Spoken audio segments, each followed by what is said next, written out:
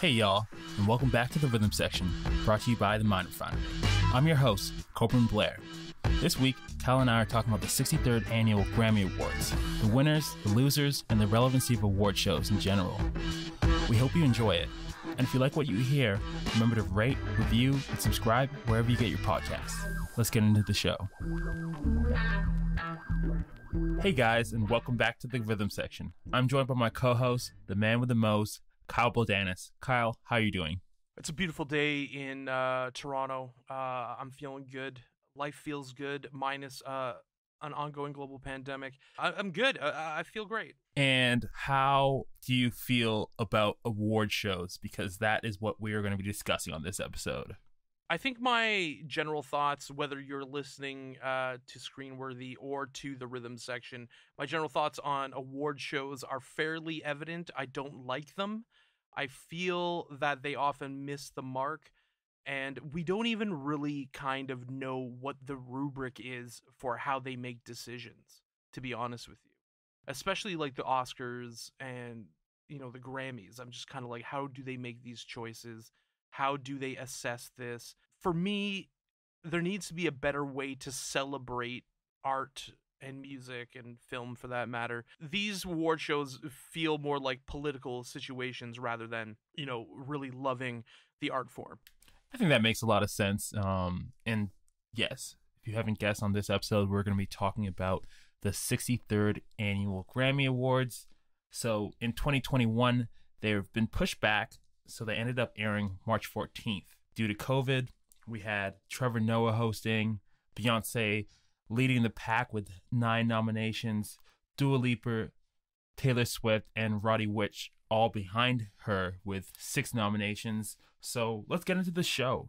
The 4 major categories technically in the Grammys are Record of the Year, Album of the Year, and Song of the Year, and Best New Artist. This year they moved it from the Staples Center, so this year it was held at the LA Convention Center. And then they did some updates to the categories. So we had the Best Urban Contemporary Album, as it's used to be called, and it was renamed the Best Progressive R&B Album. Best Rap Sung Performance has been renamed the Best Melodic Rap Performance. The Best World Music Album has been renamed the Best Global Music Album. And the maximum number of releases has been removed from the category of Best New Artist. Do you think there should be a maximum number of releases for Best New Artist? Like, we look at Kaytranada being nominated in that category this year. Well, that's what I was just about to comment on, because it was quizzical for me that I hadn't realized that the maximum number of releases had been removed. To me, that doesn't make any sense, because how would you dictate what a new artist is then? Yeah, I think that is a really hard thing to do. But, with music, because there's not as standard barriers to entry in the same way as, other kind of industries. And, film, I think, falls on the same thing, where it's like, you can make a bunch of movies, but until you make a movie on a certain level, all those movies that you did before don't really count to people. I guess that makes sense too, because if you're producing your own album, if I write an album in my basement right now, and then all of a sudden I get to put a professional album 3 years from now that could be, adjudicated by the Grammys, then they would consider that the best, me as a new artist. Yeah, because I think it's you're kind of breaking into the mold, or, you're being seen on a wider scale, even if, you have a bunch of fans that are checking out all your work and are around for that, it doesn't really count to them because they are the industry. Yeah, I mean, I guess it kind of makes sense. I was like with the whole Kaytranada thing, because 99.9 came out, and that was a legitimate album. In fact, that was on a lot of major publications' best of lists at the end of the, at the end of the year. I think it was 2016, 2017.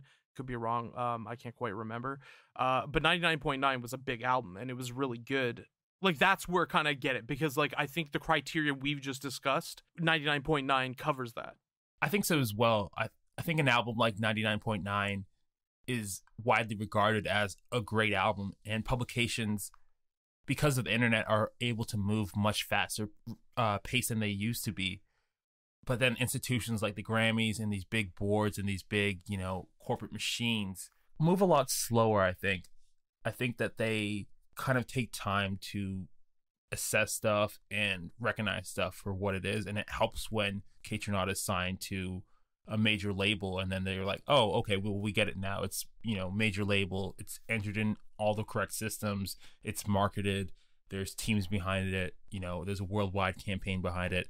That changes the focus and the way that they see the art.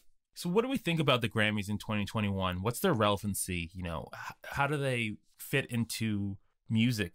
I mean, they somehow remain to be relevant because I think, when you're going through the major label system, at the end of the day, they want some kind of accolade. And the biggest accolade other than sales they can get is a Grammy. It's like, it justifies almost the existence of the art, which, I mean, I kind of completely disagree with. I think the Grammys in general are tone deaf.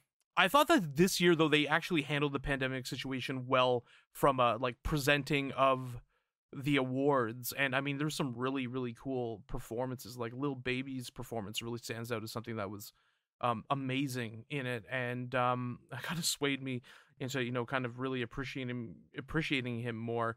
But I think that they will always, to an extent, remain relevant, even though I don't think they should be, because, I mean, we're going to probably talk about The Weeknd, but The Weeknd had one of the biggest albums of the last year, and it didn't really turn up anywhere. So then, how are we judging it? Should Abel feel bad and like his art isn't recognized because it wasn't nominated? I don't think so. I don't think that it should be used as something to justify, the existence and the importance of art. So it is relevant, but whether it should be is a question, and for me, that's a firm no. Yeah, I think that a lot of people want to kind of get into the realm where they're divested from these award shows and they don't matter and they don't get to set the tone for what is relevant. But I think at the end of the day, this is the system that we have for scoring music and, awarding music. And there are tons of other award shows and tons of other ways to, hold music up. But when you're working with an artist and when you're writing a resume for an artist, these things matter. Nominations matter for prices that you get for bookings, for tours, for show appearances. There's a whole industry that's based around the Grammys that, when someone gets nominated, then you see them ending up on the Fallons, the Colberts, all these late night shows. You get a lot more bookings. You get more access to doing commercials and stuff like that. It's still a stamp of not authenticity, because the Grammys don't hold that, but it's more of a stamp of recognition. And I think that for that reason, they're forever going to matter like that, because as long as we exist in a major label system, you know what I mean, primarily, then they are going to matter. And there's not really anything you can really say about that, because you're completely right. Yeah, and when you look back at history too, it's they've always kind of got things wrong in the past, but you can still talk about the albums that are, Grammy Award winning albums or Grammy nominated albums. And that matters, I think, to artists at the end of the day, because it somewhat legitimizes the music industry, the work of music in people's eyes, right? It's if you are working with a Grammy nominated artist on a song, that matters, that says something to people. For me, I can never avoid the personal bad taste leaves in my mouth. But my question then is what is the larger industry stamp of approval then? Because I mean, at the end of the day, there's one pretty much for every art form, whether it's Polaris prizes, it's, you know what I mean, Governor General's awards, these kind of things, you know what I mean, across literature and that kind of stuff. There's always something that that is part of the hierarchy of whatever kind of art or medium you're putting out. I think, there always is going to be that standard of excellence. And, when you make the comparisons to sports, you have the championship awards, and this is the closest that music has to that. And it holds all that importance within it. So would you say, in terms of, we talked a little bit about the Grammys getting things wrong, obviously the big snub to The Weeknd, which we'll get into a bit later. Would you say that they can compare to the Oscars in terms of getting awards wrong or missing nominations and stuff like that? It's more egregious in the Grammys because everything is super subdivided into genre, whereas with the Oscars, it's divided into more formats or mediums, if you will, because you have documentary, You have foreign film, or whatever they're calling it now, world film, I can't remember. Like, for example, and I'm sure we're gonna get into this too, like you have Alfredo, Freddie Gibbs' album with Alchemist, and that was the most talked about kind of rap album of the year in terms of just being good. Everyone's all over it, everyone's loving it, it's all over social media.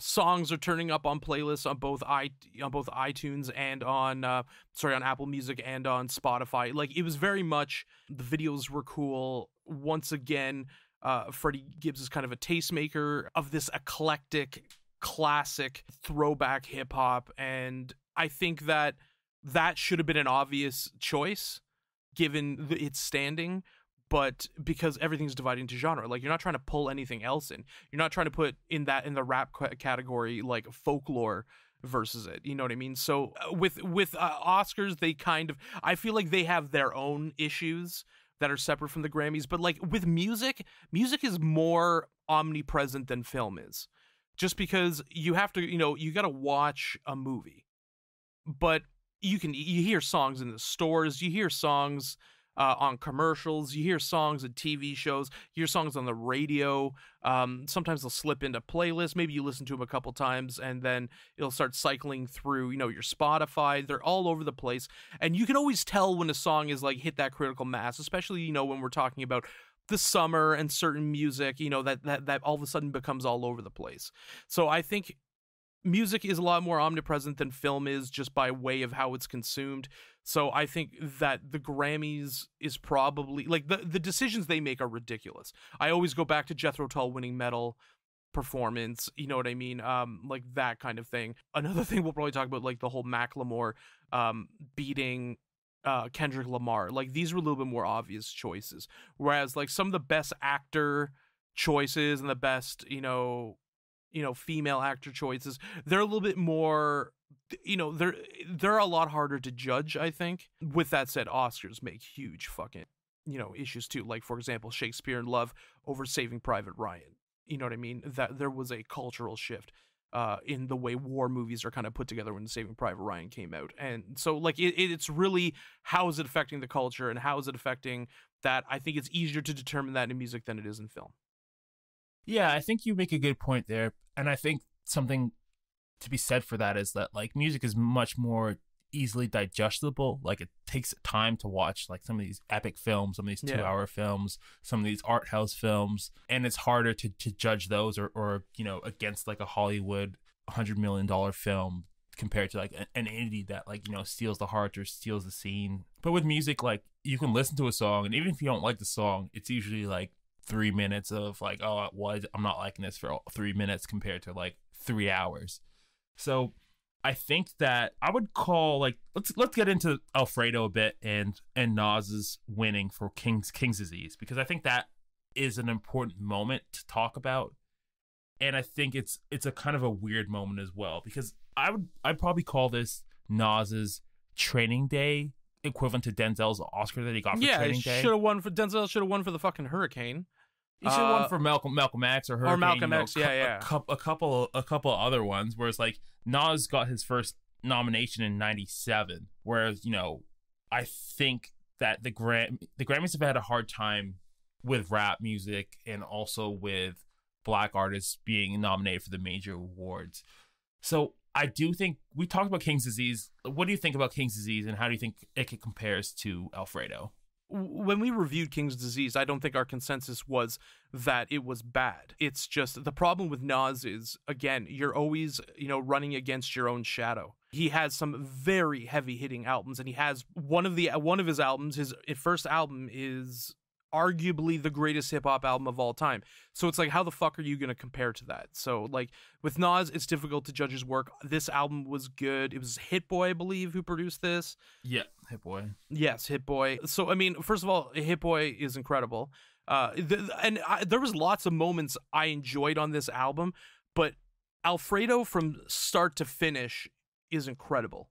Once those guitar lines come in on 1985, and it starts moving throughout it, it's just very epic and very dramatic, and it's throwback at times, it's progressive at times, and I think that him and Alchemist were just so simpatico on it, and you know what I mean? Like, again, Hit Boy is a great producer. I'm sure him and Nas were simpatico. I just think that this partnership worked a lot better. When King's Disease won, there was like the reaction on Twitter was like, how the fuck did that even happen? Because everyone was expecting kind of a win for Alfredo, because that album was kind of with everybody all year and everyone was kind of listening to it, picking tracks from it. You'd hear it in cars. I was really surprised. I was actually surprised overall that it didn't do better on the year-end lists, just what the reception was. But King's Disease, decent album. Alfredo, my opinion, one of the best albums of the year. Like, that's the difference. Do you feel like a written testimony by Jay Electronica's kind of left out of this conversation a little bit? Yes, that was a really good album. That's a really, really, really good album. We didn't talk about it this year. I mean, I'm trying to remember when it came out. It was a little bit more towards the beginning of the year, was it? Or am I completely off by that? I think it was like around the spring. Yeah. I thought it was like March or April or some shit. Yeah, it was like an early pandemic album. It had a really good flow. It was definitely up my alley from a hip-hop standpoint. Jay Electronica is really good. Oh, it actually dropped on March 13th. So March 13th, right yeah. Before the pandemic kind of started. So I got lost in that. Yeah, I got lost in the shuffle a bit, and it's great. It's a great album. I recommend everybody listen to it. I think it was one of the best hip hop albums of the year as well.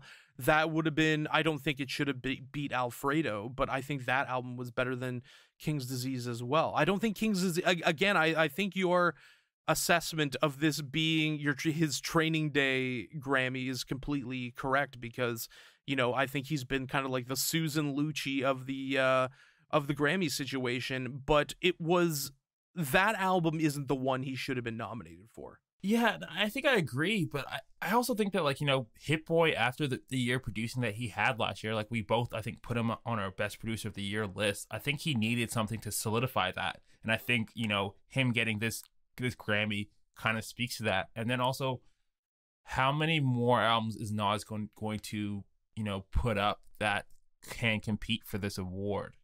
Well, I think my argument for that is, then why wasn't he nominated for as one of the producers of the year? And I think that is 100% a because great argument. Because that for me would have made a lot more sense, because I mean, because of just like the breadth of what he was able to put out. I mean, like he was on so many good albums, and even just like tracks, you know, like, so why isn't he coming up as producer of the year? Listen, Flying Lotus, great producer. Dave Cobb, good producer. Dan Auerbach from the Black Keys. This guy's all over everything. Jack Antonoff, Andrew Watt. I'm probably putting Hit Boy over Dave Cobb. Yeah, I think I would easily replace Hit Boy with Dave Cobb in that producer of the year.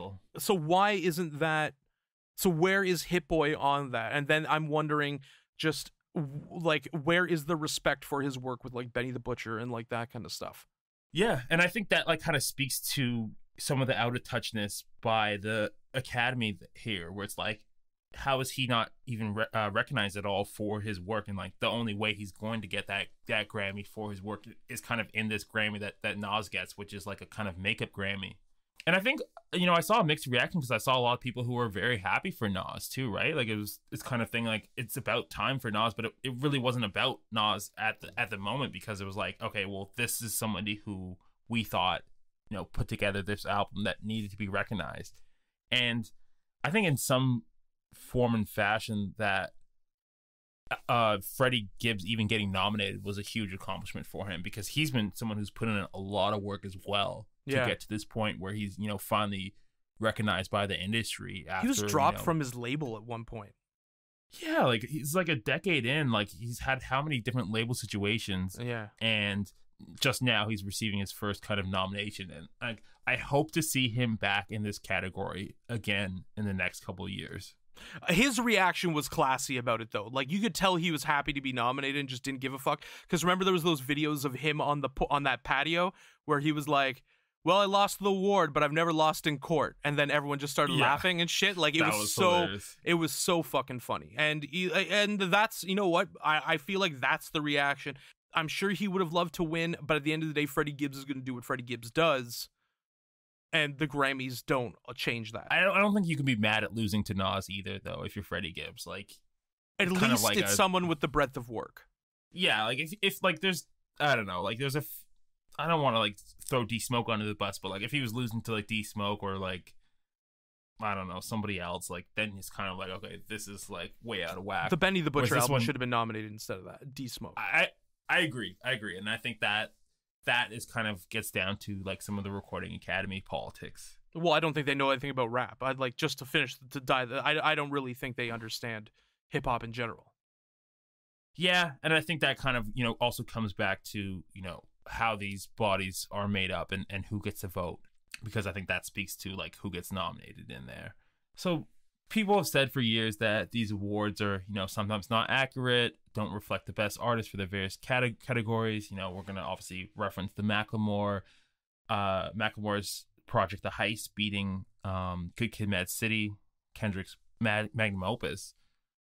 And that, I think, is, you know, really emblematic of a problem there, because years later, far removed from the situation, you know, take Macklemore out of it, take Kendrick out of it. What album between those two are we talking about? And I think the only time that we're referencing The Heist is when we talk about this it winning an award over Kendrick's album, because I don't think that album really has any relevancy or staying power within the genre that it won in. No, I thought the Grammys felt they were being progressive just because of the messaging, which was good, which was very positive coming from it. It's just the problem is Good Kid, Mad City is one of the greatest hip hop albums of all time. So Exactly. so you know what I mean? Like it is an album that really makes a statement just about youth in LA and growing up and what it takes, and, you know, coming of age in an environment filled with racism, and that is very relevant. It was relevant then, it's relevant now, and that's difficult. You know what I mean? It's hard, and I think it went over the Grammys' heads. I also think in that case too, you know, there's a history of the whitewashing of rap, whether it's like, as much as I go to bat for the Beastie Boys. They're one of my favorite artists of all time. The first, you know, but there was a lot of, you know, talk of how, whether from the Beastie Boys to like Vanilla Ice and that kind of stuff, about how like white people had to like interpret hip hop for people. And I think that those mentalities still exist, especially within the Grammys. And Macklemore winning is an example of that, because it's just a little bit more of a, you know, it's just a little bit more of a I would say it's like a bit white more friendly well, that's a white friendly. Yeah, it's a white friendly, you know, situation, and we've seen that since hip hop began. You know what I mean? And as I said, like the Beastie Boys had one of the best selling rap albums of all time, and that's not their best album. That's not why I love the Beastie Boys. License to Ill isn't why I love the Beastie Boys. You start getting into Ill Communication and Check Your Head, and that's where like my heart swoons for them, because they become their own thing. But you know, like back again, as we said, Macklemore more palatable, and there's other examples of, you know, these kind of things. I don't know how you correct that problem. Is the big thing. I don't know how you correct that problem without wholesale changes as to who is going to be selecting these things, which I think is the answer. Yeah, and I think that like kind of institutional change is important, but I also think, you know, in itself, doing an award show inherently unfair. Like there's always going to be people who miss the mark, or, you know, artists from different regions who should be, you know, represented here. And I think that's why, you know, there's so many different kinds of award shows. But I think there ultimately, while music is very subjective, there is a barometer for greatness within music, and it's easy to tell when something is, you know, above average or stands out within its genre, and this is like across different genres. So I think that, like, you know, it becomes a big stinging kind of feeling when like an album that like is that good, or, you know, rises above, isn't nominated, or, you know, doesn't win within its category and loses something that like is, you know, average, or, you know, doesn't really deserve it or is undeserving. Yeah, I think that it's on, you know, often it's on racial lines, especially when it comes to hip hop, but also like just tone deaf from a cultural standpoint. Megan Thee Stallion is very talented. Like she's great, and like seeing her up there, like she's charming as fuck, humble. She deserves success, and I like that she got success for that track. Savage is a dope track, but that Phoebe Bridgers album, she really should have won Best New Artist, because that album was everywhere. It was on the top of lists. It was just a really, really, really good album. Yeah, and I think too, like, Megan's kind of even a year late to the Grammy party, where I think she had a better summer like 2 summers ago when she was kind of initially starting off, maybe. Yeah. In their eyes. So for her to be nominated at this point in her career, well, yes, arguably she is, you know, in her most visible era. WAP came out, you know, broke numbers, you know, had the conservatives mad, had a lot of people paying attention to her. But I don't think she's been producing the best music of her career in this, you know, within the last year. So I think to see her get recognition is good, but I would love it, you know, to kind of come a little bit more merit-based. And like, also, I would have liked to see Circles by Mac Miller get nominated. Yeah, I want you to get into that. So like, what selections do you think this year were kind of misses for you? And that's like either nominations or, you know, wins. Well, again, I mean, we've kind of gone over them. I thought Phoebe Bridgers should have won for Punisher. I think that album is very going to be talked about for a while. Mac Miller with Circles, like, he's working with John Bryan. John Bryan actually finished the album, and just their collaboration I was like really excited for when I first heard it, because like Mac Miller's been very gradually going from, because he's multi-talented. You know, he plays instruments, he loves to write songs, like he's just like a very gifted individual who, you know, ran into problems in his personal life with drugs. Could happen to fucking anybody. And Circles was this move into this singer-songwriter territory. And that album is just very melancholy and beautiful, and it just really kind of hit a note with me. And it was one of the ones I felt like looking back at our year end, I really should have given that more love. But, you know, it's kind of hard to always like remember, you know, these things, you know what I mean? You know, because like you're trying to put together these lists, and then all of a sudden you're like, fuck, I forgot that. I felt Benny the Butcher should have been nominated for Best Hip Hop Album, for Best Rap Album. That album was absolutely incredible with Hit Boy again. I think that would have been definitely a testament to the year Hit Boy's had if he got double nominated in the same category. I felt that, I mean, we're going to get into this, I'm sure.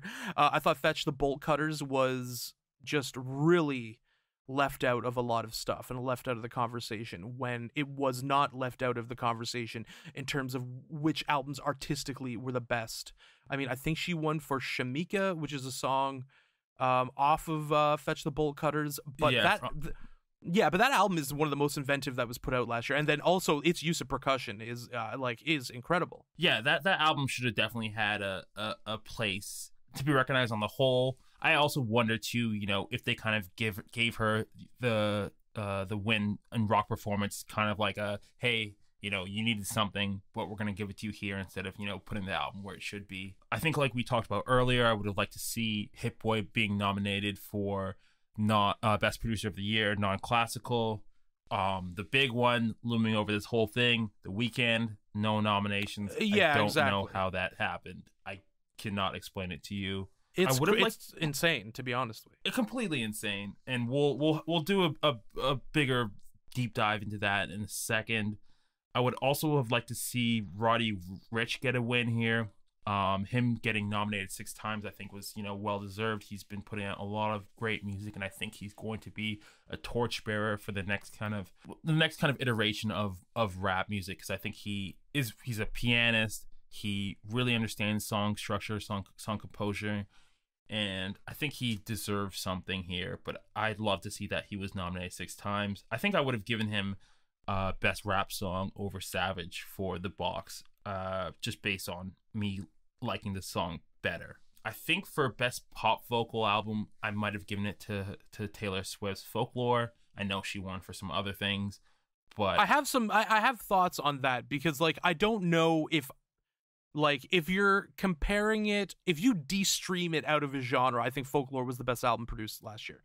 Was the best album from last year. I think it showed massive artistic growth for her. But like Dua Lipa, that's like, she really kind of embraces that pop sound. So for me, Taylor Swift winning Album of the Year made complete sense. But Dua Lipa, for best female pop performance, like did make sense. So do you think that Taylor Swift enters that category based on her previous work of being a pop singer, or is it because pop is this kind of genreless fusion of whatever is popular at some points. Like, I mean, pop, the term pop obviously means popular music and has a wide umbrella, but now it's starting to mean a sound a bit more. Yeah, like I think we talked about this in an earlier podcast too, where like in my mind it's kind of like this anti-genre where, you know, you hear the term, you think popular music, but it doesn't quite mean popular music. You know, it has a definition to it, but you know, it's kind of this ever morphing, ever changing definition where, like, you know, there's no Black artist nominated in this pop vocal album, where, you know, Beyonce's out there, she's making pop music, but she ends up in the R&B categories. You know, Drake won for Hotline Bling, and he won in the rap category. He said, "I'm not rapping on the song. What's going on?" So yeah, see, that's one of those things that is nonsense. He's not rapping on this, and that's where ears have to come in at some point. And like Beyonce should be in pop vocal. Like Beyonce isn't just like an R&B artist. yeah, in fact, I don't think she's ever been. Yeah, because she's always been a pop artist who, yes, R&B roots and R&B infusion, but she's making pop music, and if anything, now more so than ever, she's one of the biggest pop artists in the world. Yeah. And I think it's great that she can win Grammys within the R&B space, but like she's bigger than R&B, if that makes sense. And yeah, that's not what she's doing. Yeah, right. Like on a very high level, she's competing in this pop space, and she's been holding down pop music for a long time, but she never gets, you know, to be considered as such. Yeah, 100%. I think new artist, I kind of would have liked to see Kaytranada win here, and that maybe just be my bias on, like, you know, the level of music he's producing. I know he got some other awards, and that kind of makes sense, because sometimes the awards feel like they're kind of like figuring out who to give wins to in certain categories, and like, you know, sometimes when someone wins, they start winning a lot. But I would have liked to see him get new artists, because I think he deserves all the recognition, because he's been putting in so much work and making such great music for a long time. Yeah, I fucks with Kaytranada. He's incredible. I've been on his train since 99.9. Bubba was incredible as well. He's also starting to become a very sought after producer. His remixes are sick, and just anything he puts out, I'm just kind of all over. And I would have liked to have seen him win 100%, even if I'm like question mark. I mean, like for me, again, if you're gonna have any of them win based on the last year, it's Phoebe Bridgers. But like my emotional connection is Kaytranada. You know, he's a incredible artist. Glad he's a countryman, and you know, just generally proud of him in general. So what do you think about the posthumous nominees that we got this year? So we had Pop Smoke being nominated, Nipsey Hussle being nominated again, Mac Miller notably being left out. Do you think, you know, we should have had some more recognition for them? I think, you know, there's this kind of like a good feeling when someone kind of wins an award past, you know, their life, when they're no longer with us. And I feel like this is kind of one of the last chances for Nipsey to win. Maybe Pop Smoke will have some unreleased music that kind of comes out again and gets buzzing, hopefully. And Mac Miller, this is his final album, we're told. So yeah, that I mean, the album Shoot for the Stars, Aim for the Moon is really good, and I would have liked, you know, to have seen it get a little bit more, you know, a little bit more love too. Also, his mixtapes are super awesome. It's really shitty that we lost him, because there was, I mean, obviously we've lost a person, you know, who of talent, and who was putting out really good music. Like that's another album that could have found its way into the best rap category. I think there was definitely better albums, but it was great to see that. Nipsey Hussle is fantastic. I mean, even like the thing with Big Sean on the was fantastic. I think Deep Reverence could have taken Rap Song Performance, especially it would have been great at first. Yeah, I think that would have been a really big moment too, just for Nipsey winning there. But you know, the awards are what they are, I guess, and they also, I think, tend to reward people who are gonna, you know, show up and do performances and stuff like that and work with them. And I think that kind of leads me into our next point about The Weeknd, because I think a couple weeks out from the Grammy nominations list, we get, you know, this Weeknd hosting the Super Bowl, or sorry, doing the Super Bowl performance announced. Then the Grammy nominations come out. He is left off of it. He has an album last year that goes, you know, quadruple platinum. How many countless Billboard awards did he break? Songs of the year, album of the year, top streaming, and he is absent from the awards. What do we think about this? Well, this is where, again, I ask, what is the qualification for being nominated for the award? Like, what is, like, if he's not nominated, then who the fuck should else be nominated? Because he has commercial and artistic success with this, right? Like, it wasn't the most artistically devoured album of the year, but that album, he's fucking doing the Super Bowl. He's all over the place. He puts out basically a concept record, which is awesome. And he's just like really taking control of his artistic existence. And I just don't know why, if he's left off, then why are some of the other people put on? Like, this is where we need a little bit more, not a little bit more, we need a lot more kind of information on how that's chosen, because like I know he was talking about like the secret committees and stuff, which I would like to hear more of what that question is about, because I feel like it's just one big large oblivious committee. You know, the album was talked about, it was everywhere. I just don't get it. It's one of those things where it's a head scratcher for me. There was talk about, you know, the Grammys are on the same network, so they didn't want him to commit to doing a show for the Super Bowl and the Grammys. That seems like some kind of backroom dealing. Like, there's I don't know, at least 10 categories here that this album fits in on. You can put it in pop vocal, you could put it in record of the year, album of the year. It can go, I think he, you know, ends up beating out somebody. Like, he's in a couple of the melodic categories. I don't know why that album gets left off. It doesn't make any sense to me, especially because these, like we talked about earlier, this is the industry be-all and end-all award, right? This is the award that you get when you know, have made your mark and your splash. Like we talked about with Kendrick, with Kaytranada, you know, being left off of these awards till now, till he does a major label deal. How much bigger than The Weeknd can you get in music? When he was on the Super Bowl, he became the largest artist in the world at the time. The largest, like, and so much, and people talked about that performance. That performance is, first of all, this guy puts his own money into the performance. Realistically, if you're talking about Super Bowl performances, the only ones you're really saying that could be considered better is, I think, maybe Prince, Michael Jackson, the two largest pop stars pretty much of all time. That's it. Like, this guy put like $5 million of his own dollars into this fucking setup. Like, it created memes. People were just like, this is one of the best performances I've ever seen. I know that, like, all the Toronto Twitter was just going crazy. And at the end of the day, you know, Abel Tesfaye is a undisputed talent. And like, this decision he made to kind of like boycott the Grammys, I'm like totally into that. He doesn't need if he personally doesn't need that, good, because his career doesn't. He's everywhere. Yeah, like, I think if you're talking about Super Bowl, it's Michael Jackson, Prince, Beyonce, and then The Weeknd. Beyonce too. Yeah. And I think that, like, it also states what kind of level he is on as an artist. Like, those people are all the major pop artists of, you know, our respective generations. So to have him being left off with his stature, it feels like an intentional blackballing or intentional snub. I really wonder, you know, what the kind of behind the scenes stuff is. Yeah, him boycotting the awards going forward is really interesting to me.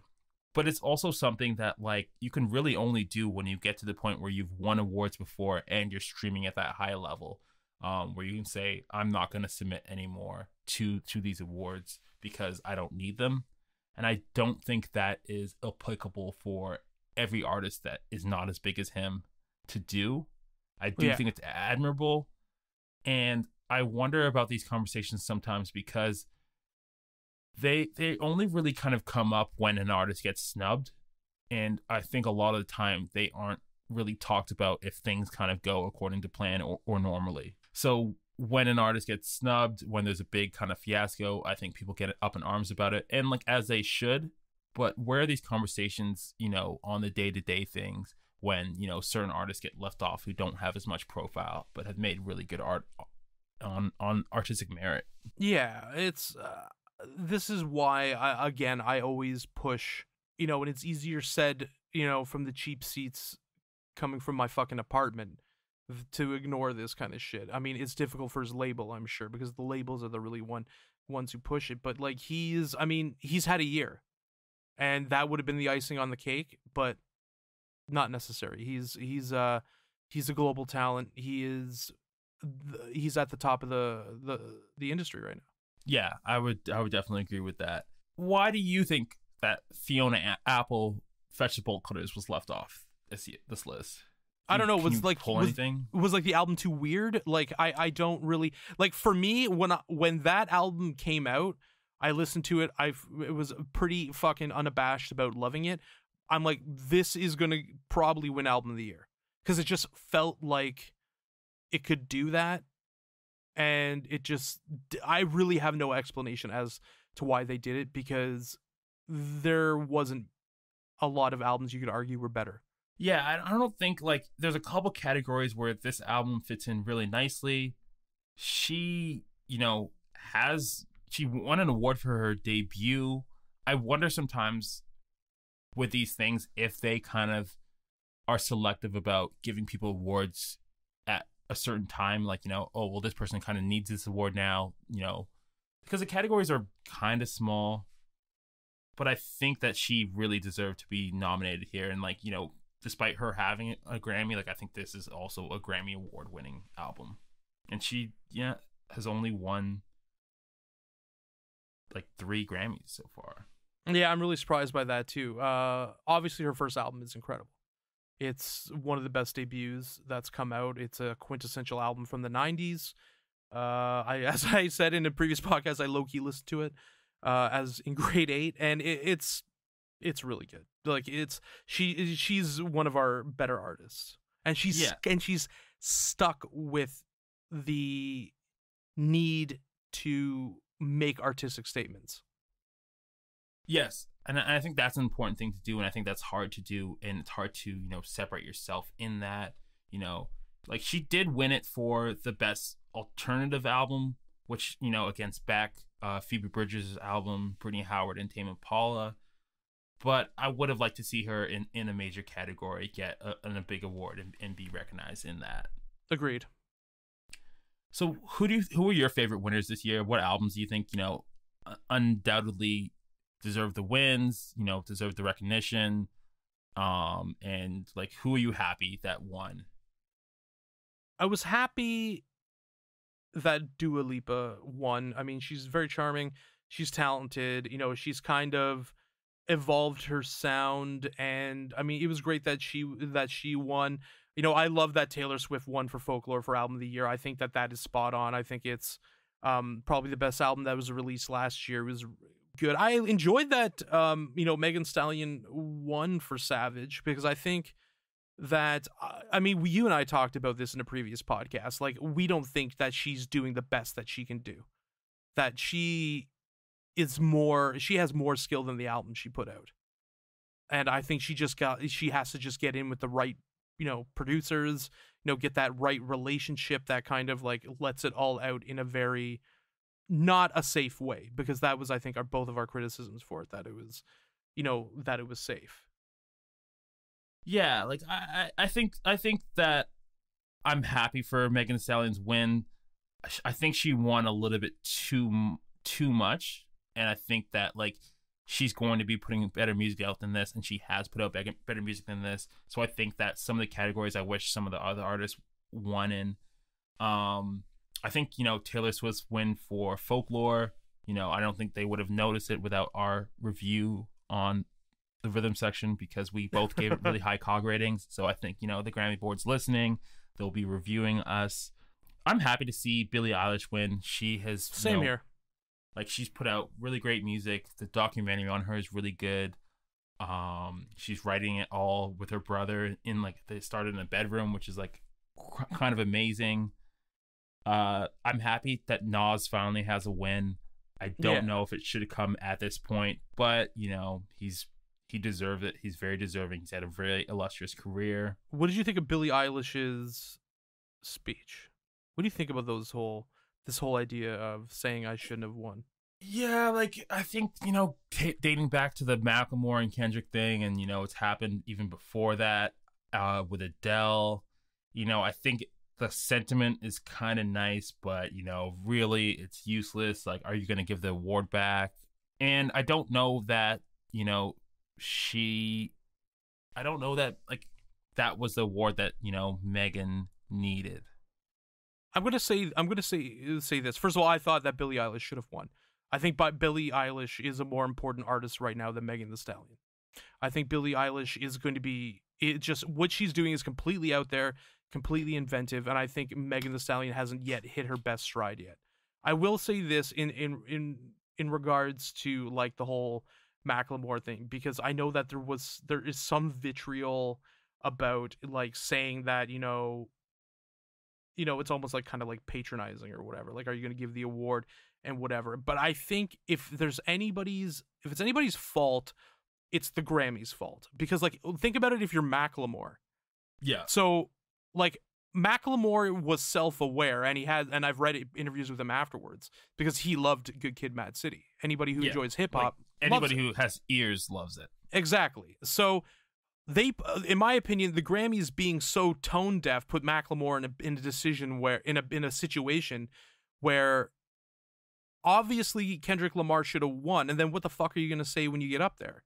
Yeah, you know what I mean. Like, you know what I mean. Like, and I think that also, if you're like a 17 or 18-year-old girl and Megan Thee Stallion seems to be the toast of the Grammys at that point, like you kind of feel like you maybe some imposter syndrome is there. You know what I mean? I think that she deserved it, but I think that when sometimes these artists, it's just like, well, fucking okay. Like when Adele won for 25, yeah, she beat Lemonade, and I'm just like, listen, we've talked about Adele's numbers.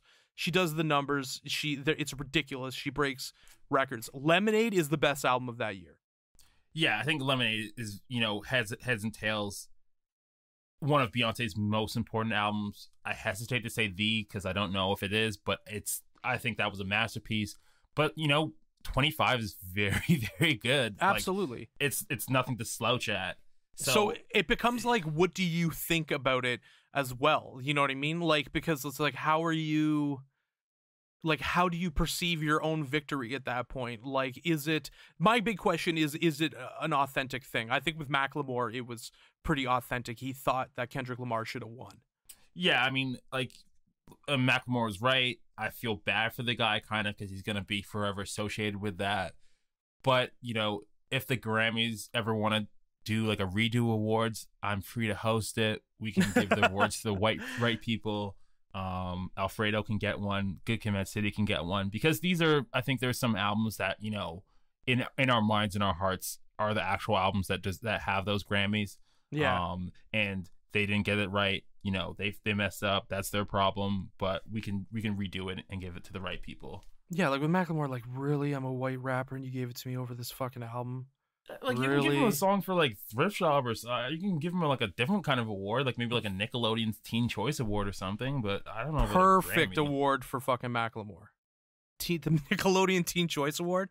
I'm into it. So what did you like? I'm also very happy to see Burna Boy get a win here. He, has kind of been really outspoken, talking about it. I still think that there is a really big gap between what the Grammys do with music that's not North American, and the Latin music Grammys were kind of a response to that. But this global music album category, I don't know what it's doing. What the fuck is global music? I don't know. World music, global music, they just seem to miss the mark. Like, is it going to be tossed in with, like, is it going to be tossed in with some like Hungarian pop singer? And like, that's what it is. Like I was reading an article with like an international producer who was just talking about like the different albums he's worked on. They were talking about reggae, about how Bob Marley never got any nominations or awards, but now his family seems to like sweep that category every year. And like, I would have loved to see Pop Can get nominated. He put out a fantastic album with OVO this year. No recognition at all for it there. Well, we should get into it too. Kanye West has won a Grammy this year. What do we think about that? It's for our least favorite album. I mean, I'm sure I may have enjoyed one of those contemporary Christian pop albums more than Jesus is King. Yeah, I mean, Hillsong's up there. They make good contemporary stuff. It's cool. I don't know. I was thinking about it though. I'm like, is Kanye just gonna be a Christian rapper now? Like, do you think he submitted in other categories? Like, is this what we're gonna see Kanye win? Like, is he just gonna start cleaning up in the Christian awards from now till forever? Because I don't know what this divorce did. Like, yeah, like you know what I mean? Maybe Jesus is less king when, you know, your wife leaves you, and you know what I mean? Like, I don't know what if he's coming, like, how determined is he? Is he coming out of the corner swinging? Like, what is he going to be? Because we've never really seen him falter like this. No, this might be like we might be getting a whole new era from him. We don't know. I'm happy that, you know, fellow Canadian Sean Leon is going to get a Grammy for this, for his work on there. You know, there was some good production on it. I probably won't be listening to it again. Kanye can add it to the Grammys that, you know, live in his toilet. That's another thing. I'm surprised they gave him a Grammy after this. Can you imagine if he got beat by like one of those contemporary Christian artists and like, come on, this guy's like in a Wyoming studio, just like fucking pounding away. Do you think he would like rush the stage if it was like Grammys in person and he didn't win in this category? Yeah, it's just like Jesus doesn't care about black people. Yeah. He's just fucking going crazy. Yeah, I mean, like, I don't know how look how far we fell. You know what I mean? Like, it's one of those look at this situations like how I don't know what his career is going to look like. All I know is that I was also a little happy that Thundercat got a Grammy. Yeah, Thundercat, Robert Glasper, very excited for. Raphael Sadiq got the Contact Grammy via John Legend. John Legend. How do you feel about that? I'm like not the biggest John Legend fan. He kind of is that just like sanitized mall brand R&B for me now. I know he started with Kanye. I can appreciate him. He's like a less talented Babyface. Yeah, like it's just like very like just boring par for the course music to me now. I can't deal with John Legend. The only like I'm like why is Raphael Sadiq fucking with this guy? Raphael Sadiq is like awesome. I mean, he probably got a huge check from it, and he deserves a huge check. I was really excited to see Giveon up there because I think Giveon had a hell of a year. You know, I didn't know who he was before the Drake feature, and he rides that feature into like a great album in the summer. You know, puts out some great music and gets a nomination, which I think is really, really cool. What do you think about Andrew Watt over Jack Antonoff for producers? That is an interesting one to me. I'm not, like, I've heard, obviously, Andrew Watt's music. I'm not the most familiar, you know, I didn't listen to the new Ozzy Osbourne. I was going to ask if you did. Have you listened to it? Listen, man, I can't deal with solo Ozzy Osbourne. Like, I'm trying to think of the last time I've listened to a solo Ozzy Osbourne album and like really fucking enjoyed it. Maybe No More Tears, but I'm not the biggest fan of Zakk Wylde. Sorry, I'm more like into the late Pour One Out for My Homie Randy Rhoads camp. So I mean, like I haven't listened to one in a lot. I mean, he does a lot of different stuff too. Like Andrew Watt. Like he's on A Boogie here. Yeah, he's 5 Seconds of Summer, Miley Cyrus, Dua Lipa, Sam Smith. Like that is a pretty wide range and encompassing of different genres. Yeah, and I wonder if that, you know, kind of informs of like who they're gonna give it to, and I wonder if that's also a reason why we won't see, you know, these storied hip hop producers kind of get that until they, you know, go way left and produce like a pop album as well. Yeah, like the only non-hip hop, you know, producers who I think are even coming close, like Dan Auerbach produces a lot of stuff. He's fucking talented as fuck. Like there's no, I mean, debate about that. I mean, the Black Keys were fantastic. His solo stuff is fantastic. He can produce like a motherfucker. But and then Jack Antonoff. I mean, Jack Antonoff, it's hard for him. Like this guy does pretty fucking well. You know, and I guess logically too, if you're the producer who produces the album of the year, then like you should probably get producer of the year. But like other than that, it's like they're not going to give it to, you know, the straight up hip hop producers, and that's unfortunate too because they're fucking really good and the best people working in the industry. Yeah. Like, I think, like, you know, we're going to see, what, like, I think like Ludwig's, like he got what record of the year in 2019 for This Is America, song of the year, R&B. I think with Ludwig Göransson kind of going into film, but jumping between film and music, if he does another Childish Gambino album, I could see him kind of getting one, because I could see him doing like some film stuff, some Childish Gambino stuff, and kind of opening that up, and then that kind of getting him in there. And I think that might be the closest we'll see for like a hip-hop-ish producer getting an award like that. Yeah, because they got to sanitize the music in order to do it, right? Like Ludwig's situation is a little bit different because like he's already fairly eclectic in terms of what he does. So you know what I mean? Yeah. But I mean that's just like a stylistic thing. I mean he's a fucking genius at the end of the day. But like so is Hit Boy. Yeah, I love Boy Wonder to get one of those awards. Yeah, I think there's Boy another Wonder's, one too. Done so much. He's kind of shown his everything he can do. Does Kanye have one for producing? Non-classical. Trying to think here. If he got one for. The only reason I don't know if he did is because I'm pretty sure. Pharrell has two. Yeah, so Pharrell has 2014 and 2019. I don't see one for Kanye dating back. Rick Rubin got one in 2007. So yeah, there's none for Kanye. I think for Kanye it's because like a lot for him it's producing individual tracks like off Blueprint and stuff. Like there's scattered stuff, but I mean I feel like they award that category for albums. Yeah, I think that they want like your album's probably going to have to be in the album of the year to kind of get that nomination. It's interesting because I see like a 1985 got a nom in 2017 for producer of the year non-classical, and Kanye only got his first one, it looks like, in 2019. So that's interesting to me. Wow. Looking forward to 2022, we've talked about a lot of music on this show, and we're going to be listening to a lot more music. Who would you like to see nominated next year? I don't know, gets for world music, like. Yeah, what category? Because I would love to see some of these British acts kind of start to break the mold and get some nominees. But like, how would they do that? Like, how are we gonna see English rappers who are putting out really fantastic albums get nominated? Is it gonna be in the world music category? Will they put them in? Like, could Heady One get a nod here? Like, maybe. I think like at the end of the day, they're probably just gonna have to like accept their Brit awards and keep quiet.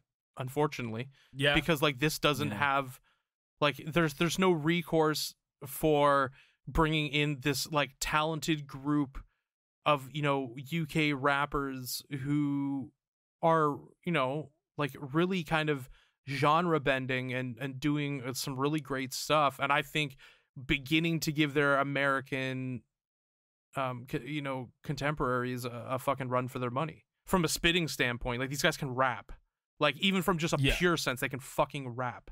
So speaking of genre bending, before we go back to that point, I wanted to also highlight the fact that Ice-T got his first Grammy here for Body Count. Fucking Body Count? Yeah, I know. I saw that. That was fucking incredible. Body Count's been around for what?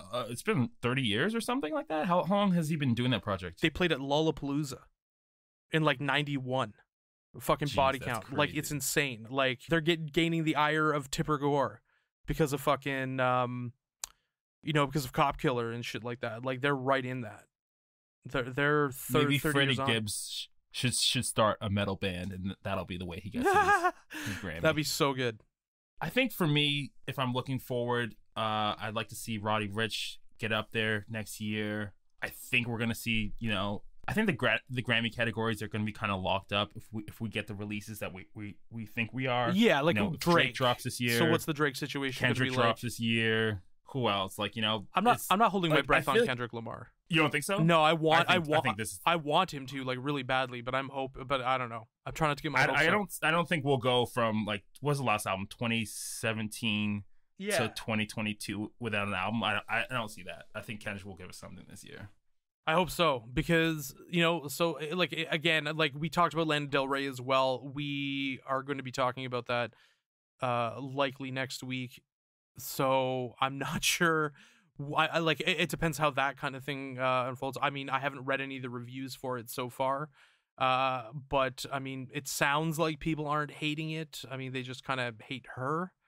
So we'll see. And it's the single, you know, it sounds pretty fucking stripped down. So I'm wondering how that's gonna affect it, like the change in sound from what she normally does.